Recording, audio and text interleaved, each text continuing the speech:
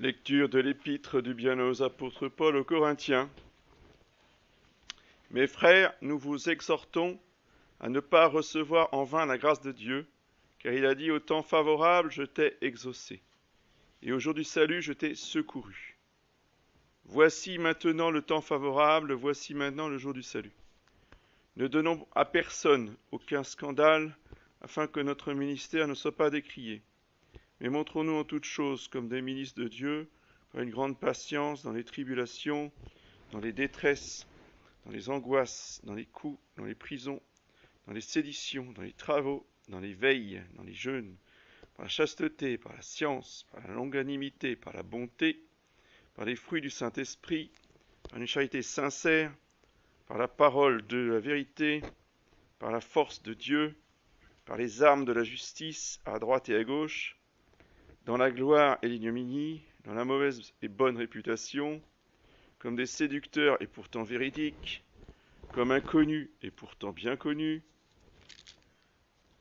comme mourants et voici que nous vivons, comme châtiés mais non pas mis à mort, comme tristes alors que nous sommes toujours dans la joie, comme pauvres alors que nous enrichissons beaucoup d'autres, comme n'ayant rien et possédant tout. Du Saint-Évangile selon saint Matthieu. En ce temps-là, Jésus fut conduit dans le désert par l'Esprit pour être tenté par le diable. Et lorsqu'il eut jeûné 40 jours et 40 nuits, il eut faim. Et le tentateur, s'approchant de lui, dit: Si tu es le Fils de Dieu, dis que ces pierres deviennent des pains. Jésus répondit: Il est écrit, l'homme ne vit pas seulement de pain, mais de toute parole qui sort de la bouche de Dieu. Alors le diable le transporta dans la cité sainte et le plaça sur le haut du temple et lui dit: Si tu es le Fils de Dieu, jette-toi en bas. Car il est écrit, il a donné des ordres à ses anges à ton sujet, ils te porteront dans leurs mains, de peur que ton pied ne heurte une pierre. Jésus lui dit: Il est aussi écrit, tu ne tenteras pas le Seigneur ton Dieu. Le diable, le transporta encore sur une montagne très élevée et lui montra tous les royaumes du monde avec leur gloire. Et lui dit: Je te donnerai toutes ces choses si te prosternant tu m'adores. Alors Jésus lui dit: Retire-toi, Satan, car il est écrit, tu adoreras le Seigneur ton Dieu et tu le serviras lui seul. Alors le diable le laissa, et voilà que les anges s'approchèrent et le servirent. Voici les annonces de la semaine. Donc aujourd'hui, premier dimanche de Carême. Lundi 22, fête de la chaire de Saint-Pierre à Antioche. Mardi 23, Saint-Pierre d'Amiens. Mercredi 24, Saint-Matthieu. Jeudi 25, de la Férie. Oui, alors mercredi, c'est aussi les 4 temps. Vendredi, des 4 temps. Samedi, Saint-Gabriel. Samedi des 4 temps. Et dimanche prochain, deuxième dimanche de Carême. Déjà les 4 temps, on fait jeûne abstinence toute l'année. Donc les 4 temps de Carême, on met un peu plus. La messe aux horaires habituels, 9h tous les matins, sauf vendredi, samedi à 11h. Après la messe, pour ceux qui n'ont pas reçu les cendres mercredi, je distribuerai les cendres sur le banc de communion. Comme vous pouvez le remarquer, les carmes et les carmélites nous font l'honneur de leur soutien, de leur présence. Il faut apprécier ce soutien à sa juste valeur. Surtout pour les nouveaux qui arrivent. Si vous êtes dans l'Église catholique, l'Église catholique, c'est l'Église militante. C'est dans le catéchisme. Ça veut dire quoi l'Église militante? Ça veut dire l'Église qui combat. Une Église qui combat, c'est une armée. Nous sommes des soldats. Nous sommes tous des soldats de Jésus-Christ depuis notre confirmation. C'est ça la confirmation. Ça nous fait soldats de Jésus-Christ. Nous sommes dans l'armée. C'est qui le général en chef de l'armée? C'est la très sainte Vierge Marie. Saint Michel, c'est le général adjoint, mais le grand chef des armées, c'est la très sainte Vierge Marie. Comme dans toute armée, il y a les troupes d'élite. Dans l'armée française, il y a les képis blancs. Dans l'église, il y a les manteaux blancs. C'est un ordre d'élite. Et nous sommes très honorés qu'ils soient à nos côtés pour mener la guerre actuelle contre la secte conciliaire. Donc je vous demande pour eux des prières, parce qu'ils en ont besoin aussi. Ils prient pour nous. Donc nous devons prier pour eux et pour elles. Sans oublier le panier à côté de la porte pour les aider à leur installation et à leur déménagement. Merci beaucoup. Au nom du Père et du Fils et du Saint-Esprit, ainsi soit-il. Mes bien chers frères, nous rentrons dans le dur, si je puis dire, dans le cœur du sujet. Nous nous engageons dans la sainte quarantaine, avec comme principe, comme programme, l'évangile de ce matin. Notez pourquoi le Seigneur Jésus est allé au désert. D'abord, il n'est pas dit qu'il est allé au désert. Il est dit qu'il a été conduit au désert par l'Esprit Saint. Donc déjà, c'est l'Esprit Saint qui le conduit au désert. Non pas pour se rapprocher de Dieu. Nous, quand on fait désert, comme disent certains modernes, une belle expression, pourquoi est-ce qu'on va dans le désert? Pour chercher la solitude. Pourquoi on cherche la solitude? Pour nous rapprocher de Dieu, parce que nous, on est loin de Dieu. Et donc, la solitude nous permet de nous rapprocher un peu plus de Dieu. Mais Jésus, lui, il n'a pas besoin de se rapprocher de Dieu. Cette phrase est absolument absurde. Comme si vous disiez, je vais me rapprocher de moi. On ne peut pas se rapprocher de moi, je suis moi. Et donc Jésus est Dieu, il ne peut pas se rapprocher de Dieu. Il n'a pas besoin d'aller au désert pour se rapprocher de Dieu comme nous. Il n'a pas besoin d'être recueilli, puisqu'il est en présence de son Père et du Saint-Esprit en permanence, puisqu'il est la deuxième personne, la Sainte Trinité. Alors pourquoi est-ce qu'il va dans le désert? Pour être tenté par le diable. Le but, c'est la tentation.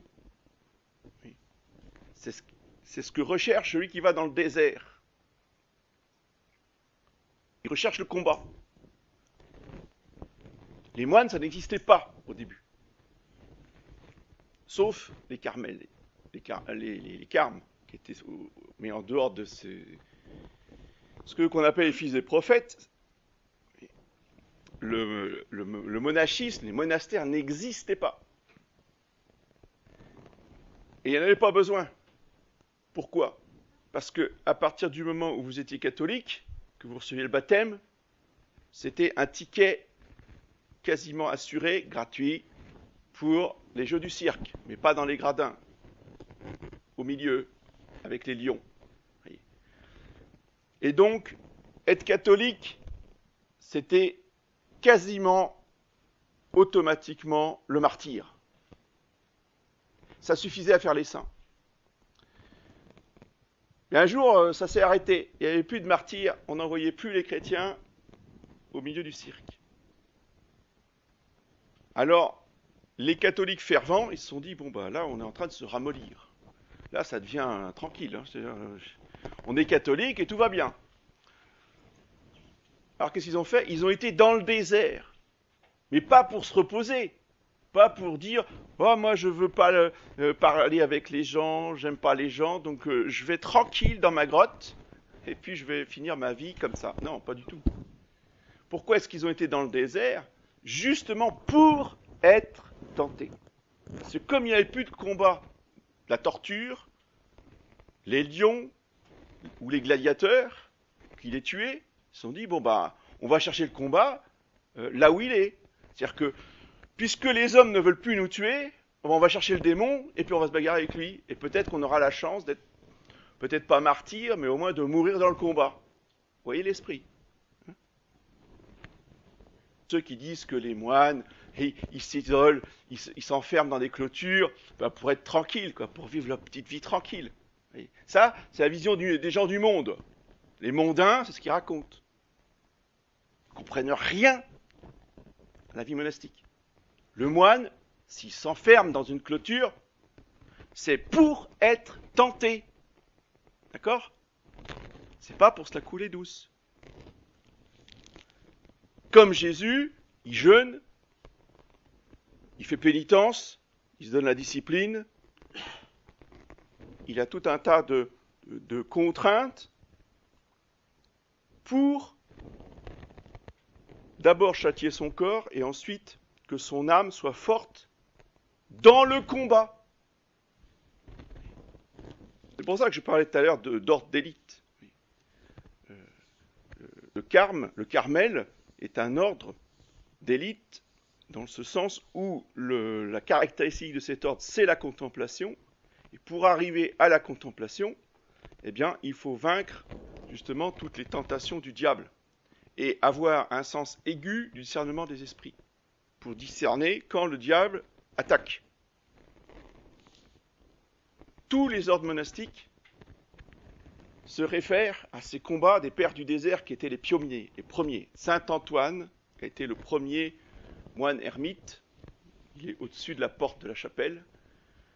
La chapelle était dédiée à Saint Antoine de Padoue, mais on a mis Saint Antoine, son saint patron, au-dessus de la porte, qui est le père de tous les moines. Et ces pères du désert, ce sont eux qui ont écrit les règles de la guerre. Il y a le manuel de la guerre pour les armées, et pour les ordres monastiques, c'est pareil. Il y a le manuel de la guerre, qui sont les règles du discernement des esprits. Alors chez les pères du désert, c'était pas didactique, c'était un peu, si vous voulez, éparpillé dans leurs œuvres, dans leurs écrits, ce qu'on appelle les apophthegmes des pères du désert, qui ont été réédités par Solesmes. Ce sont des phrases courtes, des maximes, si vous voulez, qui donnent un éclairage sur un aspect ou l'autre de la vie mystique. Et il y en a un particulier qui était très instructif, c'est Évagre le Pontique, qui a développé cette méthode de combat du Seigneur Jésus telle que nous venons de le lire. Et il explique très bien que à chacun de nos péchés capitaux correspond un démon particulier ou un régiment de démons particulier. Et chacun a sa spécialité. Et donc ils attaquent au fur et à mesure, pas tous ensemble, mais parfois deux ensemble, ça dépend. Ces péchés capitaux, je rappelle pour mémoire que ce ne sont pas des péchés. Ça ne sert à rien de confesser des péchés capitaux. Mon père, je m'accuse de colère. Mon père, je m'accuse d'avarice. Mon père, ça ne sert à rien. Stop. Qu'est-ce que vous voulez que je fasse? Vous voulez de l'absolution? Je ne peux pas vous absoudre. Je peux vous donner 150 absolutions, et vous revenez dans 1 heure, puis vous viendrez me dire, mon père, je suis luxurieux. Mon père, j'ai de l'avarice. Oui. Ça ne sert à rien. Ce n'est pas matière à confession. D'accord? Ça s'appelle des péchés capitaux. Ce sont des sources de péchés. Oui, alors nos péchés, c'est des actions précises Alors, mon père, j'ai volé 5 euros à ma maman. Voilà. Ça, c'est un péché, d'accord. T'as pris une pièce dans le porte-monnaie de ta maman. Péché. Mais j'ai été avaricieux parce que je désirais, ou j'ai pris donc les 5 euros par avarice. Oui, d'accord, par avarice. Mais le péché, c'est d'avoir pris les 5 euros. Ou d'avoir voulu prendre les 5 euros sans le prendre vraiment. Ça, c'est un péché en pensée. Donc il y a les péchés en acte, les péchés en pensée, et les péchés par omission. C'est pas les péchés capitaux. Les péchés capitaux, c'est ce qui nous pousse au péché. Si vous voulez, c'est là-dessus qu'appuie le démon, justement, pour nous tenter. Et hop, il appuie sur le bouton avarice, et crac, on a des envies d'argent, on a des envies de possession, etc. Hop, il appuie sur le bouton orgueil, et ça y est, on se croit le meilleur du monde, etc. Vous voyez, c'est comme un clavier d'orgue, et puis le démon, il joue sur les touches des 7 péchés capitaux. C'est un orgue à 7 touches. C'est dans tous les hommes, et ça durera toute la vie. Les 7 péchés capitaux, alors si tout se passe bien, chez les parfaits, les grands saints, qui sont arrivés tout en haut de la vie mystique, l'extrême onction, dit le Concile de Trente, a pour but, quand il est bien reçu dans les bonnes conditions, d'enlever les 7 péchés capitaux au moment de la mort. D'ailleurs, pas au moment de l'extrême onction.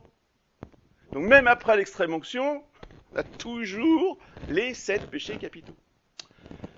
Ils sont enlevés, donc le sacrement fait son effet au moment où l'âme quitte le corps, et là, eh bien, elle n'a plus les péchés capitaux.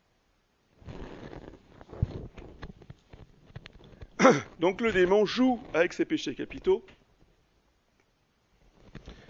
et nous susurre, pour ceux qui, justement, vont dans le désert et qui vont au combat, qui ont déjà vaincu les tentations grossières, les tentations du monde, alors ils jouent avec la parole de Dieu. Ils susurrent à l'oreille de Jésus. Si tu es le Fils de Dieu, dis que ces pierres deviennent des pains. Et Jésus répond toujours par une autre parole de Dieu, ou si ce n'est pas une parole de Dieu, à la tentation qu'il est suggérée, il répond toujours par un verset de l'Écriture sainte. Et ça, c'est la méthode de combat d'Évagre le Pontique, qui a relevé un certain nombre de citations, et que vous pouvez faire vous-même, même avec l'aide d'une concordance. Trouver des citations par rapport à chacun des 7 péchés capitaux, par rapport à chacune de nos tentations qui nous reviennent le plus souvent. On sait très bien dans quel péché on tombe le plus souvent. Eh bien, chercher des versets de l'Évangile ou de l'Ancien Testament, qui répondent à ces tentations pour le lire ou le réciter au moment de la tentation dans le combat.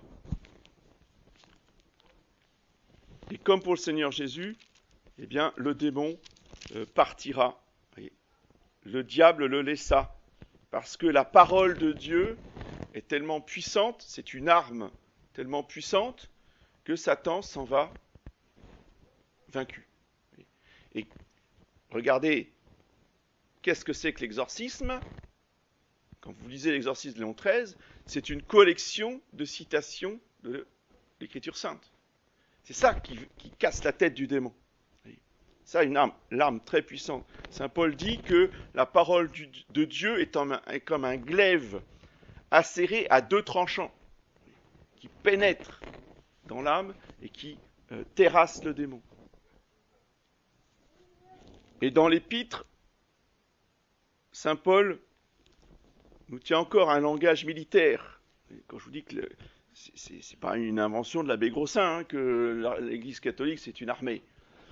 C'est dans la révélation. Donc par la force de Dieu, par les armes de justice, à droite et à gauche. C'est quoi les armes de droite et de gauche ? Je vous rappelle, Saint Paul est du temps de l'Empire romain. Donc lui, il se réfère non pas à la Légion étrangère, mais à la Légion romaine. Donc l'arme de droite, c'est le bouclier. L'arme de gauche, c'est le glaive. On se protège à droite et on attaque avec la gauche. Ou l'inverse, je ne sais plus. Enfin bref, peu importe. Plutôt attaquer avec la droite, oui, et se protéger avec la gauche. Il y a des armes offensives, il y a des armes défensives. Encore dans l'armée moderne, hein, vous avez les grenades offensives, les grenades défensives. C'est toujours la même tactique avec des moyens différents. Il faut donc utiliser cette parole de Dieu, soit pour nous défendre dans la tentation, comme je viens de vous dire, soit pour attaquer le démon. Comment il ne faut pas attaquer le démon? Alors, il y a des prêtres qui sont terrorisés, qui vont dire surtout, faut pas attaquer le démon. Il faut attaquer le démon de façon raisonnable et mesurée. Mais aujourd'hui, il nous faut passer à l'offensive. Ça, c'est un grand principe de la victoire. Lisez le mémorial du maréchal Foch. Comment il a remporté la victoire en 1918 avec des restes d'armée, de gens totalement épuisés après 4 ans de guerre, mais avec un mental de vainqueur. C'est-à-dire qu'ils étaient épuisés, mais ils savaient que les autres en face aussi. Mais le maréchal Foch avait réussi à les convaincre que c'était eux les vainqueurs. Et ils ne sont pas restés dans leurs tranchées en attendant 6 mois de plus. Ça faisait 4 ans qu'ils étaient là, puis ils vont dire oh, on n'en peut plus, bon, on va attendre. Non. Il les a galvanisés et il a dit maintenant on passe à l'offensive. Et c'est ça qui a surpris l'ennemi, c'est que les Français, après 4 ans, ils ont encore du cran, du mental pour passer à l'offensive. Et ils ont repoussé l'ennemi comme ça. C'est plein de leçons pour nous dans le combat spirituel. Le mémorial de Foch par Raymond Recouly.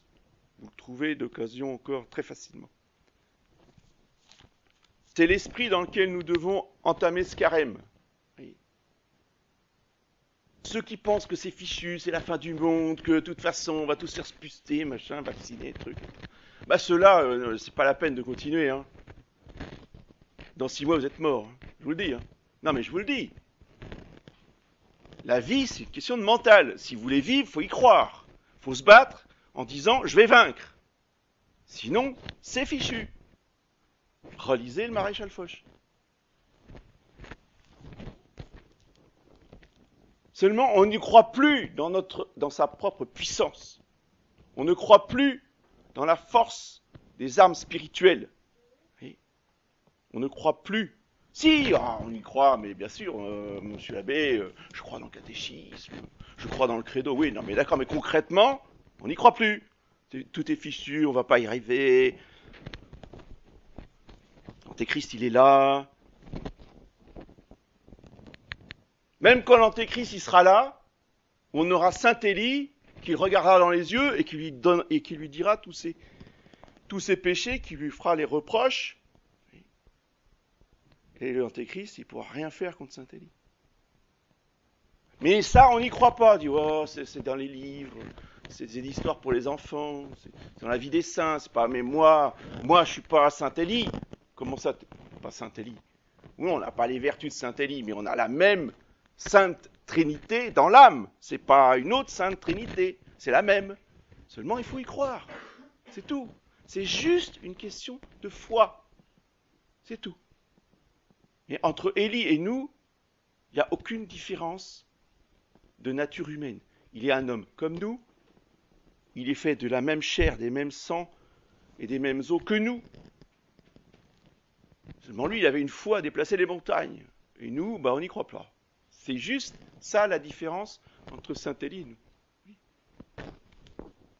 Parce que même Saint Élie, quand il a fait comme Jésus, qu'il est allé dans le désert, qu'il a jeûné pendant 40 jours, oui, Saint Élie a eu ses moments de découragement. Il a dit, j'en peux plus. Puis je suis tout seul. Je suis le dernier sur terre à vous rester fidèle.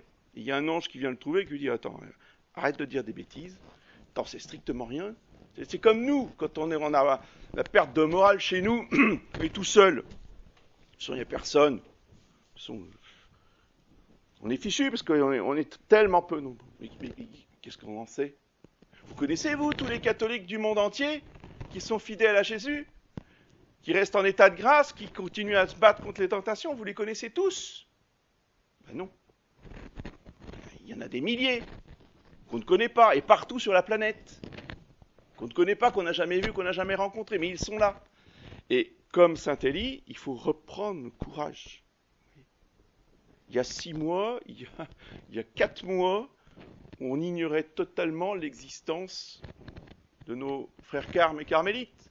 Ils sont arrivés, tiens, ah bon, extraordinaire, ils arrivent du Brésil. Et vous croyez qu'ils sont les seuls? Il y en a bien d'autres comme eux. On a découvert il y a quelques années une communauté de dominicaines japonaises au Japon qui n'a plus de prêtres depuis des dizaines d'années. Elles sont des vacantistes comme nous. Bon. Et il y en a certainement d'autres comme ça en Chine ou ailleurs, ou je ne sais où, ou en Russie. Et il faut que nous nous unissions tous dans la prière et dans la foi avec ces catholiques fidèles du monde entier, qui font partie justement de l'Église, pour vaincre le démon qui nous fait croire qu'il est tout puissant. Satan, c'est le magicien. Satan, c'est l'illusionniste. Et il aime beaucoup se faire passer pour Dieu, donc tout puissant. Et nous persuader que de toute façon on n'arrivera à rien, tout puissant, c'est fini, c'est fichu, il n'y a plus rien, de toute façon l'église est terminée, de toute façon il n'y a plus d'évêques, puis il n'y a plus de prêtres, après il n'y a plus de messes. Là il est très très fort pour raconter ça. Il y en a qui tombent dans le panneau. Attention, attention à la tentation. Bon, ça y est, on a découvert que la secte conciliaire, c'est pas l'Église catholique. C'est bien. Donc on reste fidèle. On n'est pas Unakum, le fils de Satan. Et attention, le démon nous attend. Il y a la tentation d'après. Après, c'est quoi? L'abbé Grossin, non, il ne peut pas être prêtre. Il n'a pas le droit de dire la messe. Il n'y a pas d'évêque. Il ne faut plus aller à la messe de l'abbé Grossin. Mais pas que lui, d'ailleurs, tous les autres. C'est des prêtres qui disent la messe, mais ils n'ont pas le droit de dire la messe, ils n'ont pas le droit de confesser, ils n'ont pas le droit de marier. Donc il n'y a plus de sacrement, il n'y a plus de prêtre, il n'y a plus de messe, il n'y a plus rien. Donc on reste chez soi. Puis le moral, il descend, il descend, il descend. Alors quand on est marié, qu'on a des enfants, résultat vécu. Les enfants, quand ils voient papa, maman comme ça, ils vont plus à la messe, pratiquent plus, ne croient plus en Dieu, ils deviennent athées. Carrément. Là, le démon, il a gagné sur toute la ligne. Victoire, 100%. Plus bonus. Donc attention, préparons notre âme à la tentation. Et relisons, spécialement en ce carême, les règles du discernement des esprits de saint Ignace, qui n'ont rien à voir avec les jésuites, pour ceux qui sont un peu chatouilleux sur saint Ignace. Saint Ignace, il n'a rien inventé. Saint Ignace, d'abord, sa caractéristique, elle est sur la première semaine, sur sa méthode, un peu mémoire, intelligence, volonté, mais il a récupéré des traditions. Donc tout ce qui est les autres semaines, la vie de Jésus-Christ et la fin des contemplations, il a reçu des moines bénédictins de Montserrat, de Don Cisneros, qui était le père abbé de l'époque, qui lui a transmis cela. Les règles du discernement des esprits, c'est pas lui qui les a inventées, il a juste fait une synthèse des pères du désert. Et justement, cette synthèse, il l'a fait en bon militaire. Je vous rappelle que saint Ignace, c'est un capitaine. Donc il a l'esprit pratique. Et justement, comme les pères du désert, eux, ils n'avaient pas l'esprit de synthèse, donc c'était très, très dilué. Lui, il a tout concentré en quelques pages avec un ordre précis pour le manuel du combattant. Donc ça, il faut le relire spécialement au temps du carême pour justement préparer notre âme au combat. Et dans cette perspective, eh bien, prie encore plus la très sainte Vierge Marie, qui est forte comme une armée rangée en bataille, nous dit l'Écriture sainte. La très sainte Vierge Marie, c'est elle qui mène la guerre. Et cette guerre, nous la menons à l'intérieur de la tour de David. Je vous rappelle que la tour de David, c'était la tour imprenable de Jérusalem, dans laquelle les guerriers défendaient la ville. Et l'ennemi n'a jamais pu prendre la tour de David. Même Titus n'a pas rasé la tour de David quand il a rasé Jérusalem. Donc nous devons aussi nous réfugier, voyez, à l'intérieur du cœur immaculé de Marie, qui est la tour de David, comme nous l'appelons dans la litanie de la Sainte Vierge, afin que le démon ne vienne jamais nous vaincre, ne vienne jamais nous prendre, ne vienne jamais nous arracher à l'Église. Au nom du Père et du Fils et du Saint-Esprit. Merci.